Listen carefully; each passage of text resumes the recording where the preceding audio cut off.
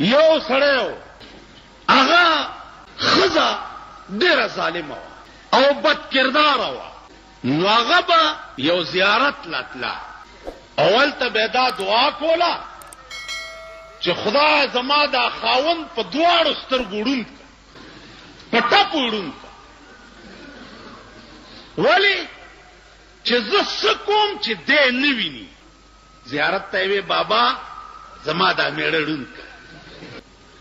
خاوند به ته تاسو کولو چې خزه ته چرته دی چې دغه زیارت لازمه او دعا کوم چې خدای زما میړه لا ډېر مال دولت ورکې او ډېر داسې کې او داسې کې.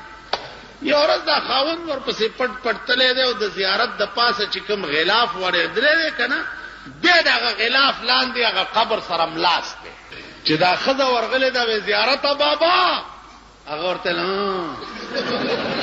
ځکه لاندې خاوند پروت و که نه،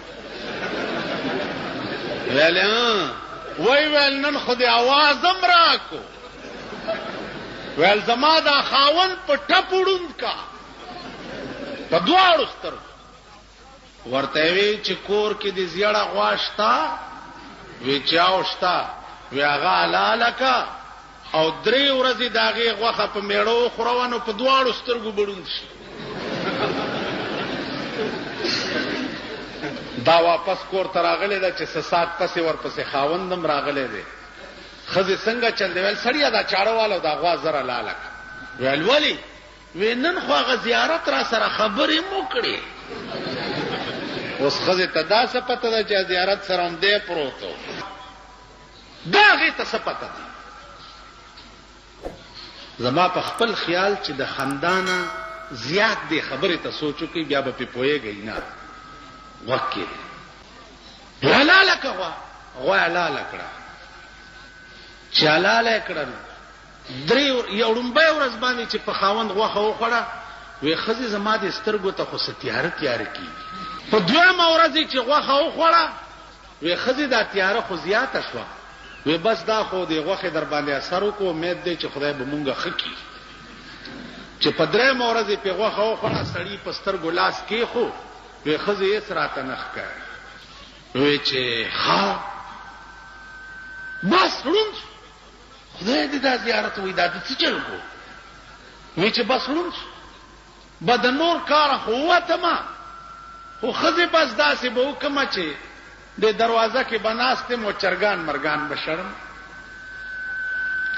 په دې کې څوک سړی راغلی دی کور ته، دی ورته ویل چې راځه سړی په ټپو ړوند دی. چې کش کش دې سړي اورېدلی دي، کوتک یې ورته را پرېښی دی چې په دا ځای سړی والی دی په ټکي مړ دی. ښځې ورته ویل دا دې څه وکړه بیړه دې غرکشه، دا خو دی کولنګي چرګ مړ. چرګانې ډېرو په کور چې څه ساعت تېر شوی دی، دویم سړی راغلی، بیا دې سړي په کوتک والی وی دا دې څه وکړه ظالمه، دا خو دی هغه انګریزی چرګ مړ. مړه ها چې په دې کې څلور برابر، چې څلور برابر کړه، خاوند ورته سترګې پرانیستې دي او ښځې ته وایي چې زه خو جګ جوړې ما تا دې دپاره زیارت ته تلې او دواګانې دې کولې چې خدای زما میړه ړوند کړي چې ستا څه خوښه یې چې هغه کوې. زه اوس د هر څه خاونده ستا سر وخوري، خو دا مړي اوس لرې که چې پې هم نه نیسي څوک. سړی راغوښتی دی په 100 روپۍ چې دا مړی یو څه دا یو او سیند کې وغورځوه. چې هغه یې وړی سیند کې غورځولی چې راغلی چې 100 روپۍ راکړه مړی مې یوړ، ویل هغه خو بیا راغی، هغه مړی دا دی پروت دی، بلې ورته دروازې ته کړی چې هغه یې اوچت کړی وړی دی چې بیا راغلی وی هغه خو بیا راغی ظالمه، بلې ورته 4 واړی چې پې لېږلي دي، اخیری چې لېږلی دی وی هلکه چې دا ځل در نه را نه شي ګوره سمې غورځوه سیند ته.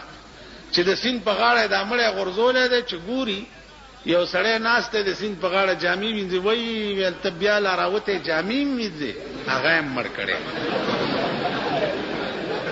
چې داسې په غاړه روان دی یو ماهیګیر روان دی میان نیسي، وایي وی الله اوس میان هم نسی، آیم مړ کړی. بل یو غوتمارو په دریاب کې میانو پسې غوتې والی په هغې ور ټوپ کړی، ویل سر دې هم راوچت کو، ایم مړ کړی دی. بیا راغی سړي ته ووی چې وروره اوس مې سمه صفایا وکړه، جامې وینځلې مړی را په غاړې ته راوتی، بیا مې ور وغورځولو مړ مې کو، بیا یې مایګیر په شکل کې راوتی، بیا مې مړ کو، بیا یې د غوتمار په شکل کې بیا سر نیغ نیغ کولو، دې خوا راتلو، بیا مې مړ کړو. سړي وله 100 روپۍ ورکړه. که لږ مقل لرئ او سوچ لرئ نو دینه به اندازو لګوئ چې په مونږ هغه د ښځې کار شوی دی او د هغه سړي کار شوی دی. خدای میړه مې په ټپ وړونکي او میړه یې سره ورسره فراډ وکړو او جوړې سترګې ړندې کړې، هر څه یې لیده ویل زه څه وینم نه، تاسو باندې هغه چل. یو سړی و په خر به سره چلوله پټوله، نو ملغلره بیا مونته، چې ملغلره بیا مونته نو ولکې وینځله، ناتې اولې ته وغورځېده، لاړه اوبو یوړه. دی اوس سرسام شو او وی چې پاکې نه پلیته خوا، پاکې نه پلیته خوا، که زه خبر وی چې دا به اوبه رانوړي ما به هډو وینځلی نه وی. کور ته راغی، مور بچیا څه چل دی؟ وی مور پاکې نه پلیته خوا. مور ولا ډاکټر راوسته چې د هلک باندې څه چل دی.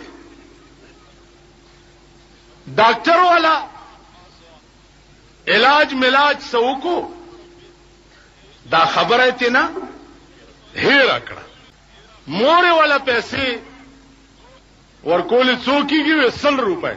هغې وی دا 50 والا و، 50 به بیا درکړه. ویل زه 100 به بیا پوره راکړي.